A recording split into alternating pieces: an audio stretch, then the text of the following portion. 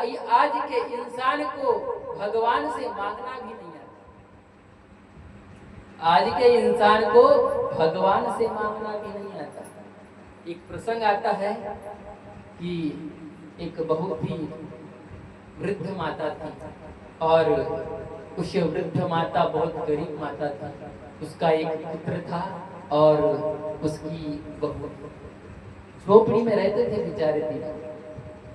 कभी खाने को मिला तो ठीक, कभी ना मिला तो ठीक, पर माता उस भगवान शंकर की, गिरजापति की, उमापति की, कैलाशपति की, चंद्रधर की, गंगाधर की बहुत बड़ी भक्त थी महाराज। उसी भक्ति को प्रसन्न, उस माता की भक्ति से प्रसन्न होकर एक दिन स्वयं भगवान भोलेनाथ ने माता को दर्शन दिए। पर माता थी कैसी? आँख से अंधी। पर देखिए, जब भक्त भगवान को दर्शन देने आते हैं तो भक्त भी अपने अंतर ज्योति से उस भगवान को पहचान लेते हैं, उस भगवान के दर्शन पा जाते हैं और स्वयं भगवान भी उनको संसार दृष्टि न देते हुए भगवत दृष्टि उसी समय प्रदान कर देते हैं। जैसे कि जब महाभारत में गीता का उपदेश हुआ तब भगवान श्री कृष्ण ने जब काल पुरुष का अवतार धारण किया तो उस समय उस काल पुरुष को सिर्फ किसने देखा? अर्जुन ने देखा और स्वयं काल पुरुष ने देखा। और इसके अलावा इस भगवान परब्रह्म स्वरूप को, काल पुरुष के स्वरूप को किसी और ने नहीं देखा।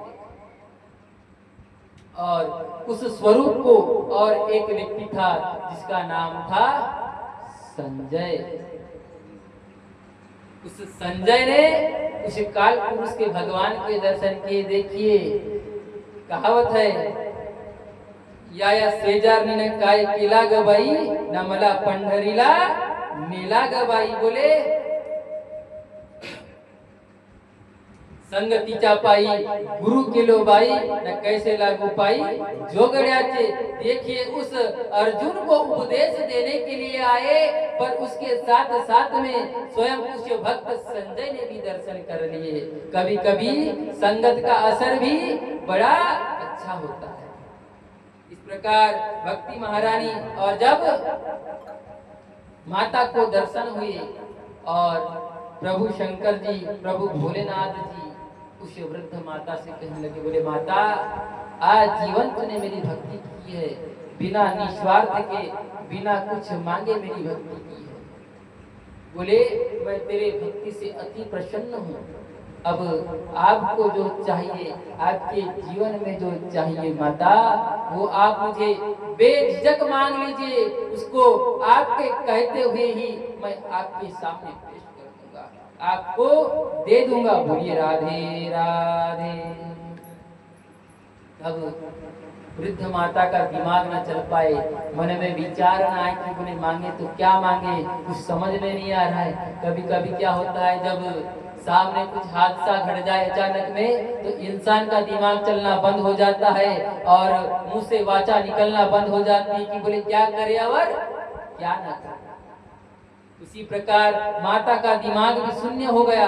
तब माता बड़े चतुराई से विचार करती है कि बोले भोलेनाथ जी, मुझे तो अभी कुछ नहीं चाहिए, पर जब भी मुझे ऐसा वर दीजिए और इस वर को उधार में रखिए। बोले स्वयं किसको आदेश दे रहा है? एक भक्त भगवान को। इसलिए कहते भगत के वश में है भगवान, भगत के वश में है भगवान।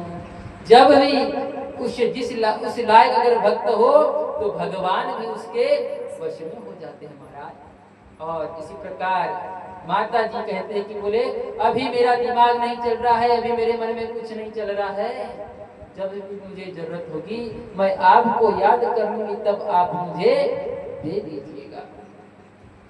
और प्रभु शंकर जी तथास्तु कह के अंतर्ध्यान हो जाते हैं। शाम का समय होता है और उस समय उनके पुत्र और बहू दोनों काम पर से आते हैं और अपनी हमारी ये वृद्ध माता अपने पुत्र और बहू को पूरा दृष्टांत बताती है कि बोले मेरे भक्ति से प्रसन्न होकर भगवान शंकर स्वयं मुझे दर्शन देने आए थे और कहा कि आपको जो वर चाहिए वो हम मांग लीजिए। तो बोले मेरा विचार, मेरा दिमाग काम नहीं कर रहा है कि मैं क्या मांगू और क्या ना मांगू। तब कुछ तो लड़का कहता है क्या? बोले माता हम बहुत गरीब हैं। बोले अगर उस और मांगना कितना वर है? गिनती का एक वर मांगना है तो सिर्फ एक वर मांगना है। और देखिए 3 लोग हैं, तीनों के 3 विचार चल रहे कि बोले मांगना है तो क्या मांगना है करके। जब माता का जब पुत्र से कहा तो पुत्र ने कहा कि बोले माता हम बहुत गरीब है, पूरा जीवन हमारा गरीबी में बीत गया, आपने भी पूरा जीवन गरीबी में बिता दिया। तो बोले धन दौलत सोना चांदी और इस झोपड़ी का महल बना दीजिए, ऐसा कुछ मांगिए। बोलिए धन दौलत से मांग लीजिए, बोलिए पूरा कुबेर का धन अपने लिए मांग लीजिए। तब बहू बीच में मुंह मारती है। देखो नारियों की आदत बड़ी अच्छी होती है कि बोले अगर कुछ भी काम हुआ ना तो बीच में पहले फट से बोलेगी। संत तुलसीदास महाराज जी भी कहते हैं कि बोले नारियों में एक ही अवगुण पाया जाता है, एक तो दूसरों के बीच में फट से बोल देती है और दूसरी कान की कच्ची होती है कि बोले यहाँ से बात अगर पता चल गई तो दूसरे घर में वह बात जाना तय है। स्वयं तुलसीदास जी महाराज बालखंड में रामायण में कहते हैं। और तब नारी बीच में बोलती, उसकी पत्नी बोलती कि बोले सासू माँ बोलिए आप धन दौलत मत मांगिए। बोले धन दौलत तो आदमी कभी भी कमा लेगा। अब इनके विवाह को कम से कम 10 वर्ष हो गए और इनको संतान नहीं थी। तो बहू बोलती कि बोले इस वंश को चलाने के लिए इस कुल का दीपक मांग लीजिए। अब पुत्र ने एक आशा रख दिया, बहू ने एक आशा रख दी, ऊपर से माता अंधी। बोले मेरा आधा जीवन तो अंधेपन में चला गया, अब तीनों मांगू तो मांगू कैसे? और मांगना तो एक ही वर है। माता ने बड़ी चतुराई चलाई अपने दिमाग से।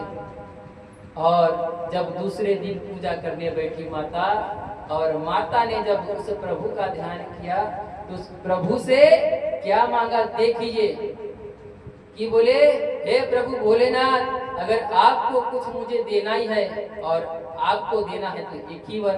तो बोले मैं जो मांग रही हूँ उसको दीजिए। बोले कि बोले मैं अपनी आंखों से अपने नाती को सोने के थाली में खाना खाते हुए देखूं।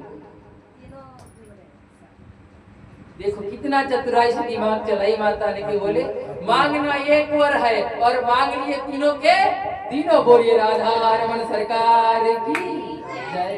बोले अब देखिए मांग लिए तीनों क्या? बोले मैं अपने नाती को सोने के थाली में खाना खाते हुए देखूं। अब विचार कीजिए जो सोने के थाली में खाना खाएगा वो क्या ऐसा वैसा इंसान होगा? माता ने गरीब था पुत्र की इच्छा से धन दौलत भी मांग ली, बहू के इच्छा से लड़का भी मांग ली, और माता स्वयं अंधी थी तो अपने लिए आंखों की दृष्टि मांग ली। स्वयं भोलेनाथ भी बोल रहे, बोले अच्छा भक्त मिला मुझे, चतुर भक्त मिल गया। बोले तीनों के तीनों वर एक साथ मांग लिए। पर महाराज ये भी कोई मांगना नहीं है, ये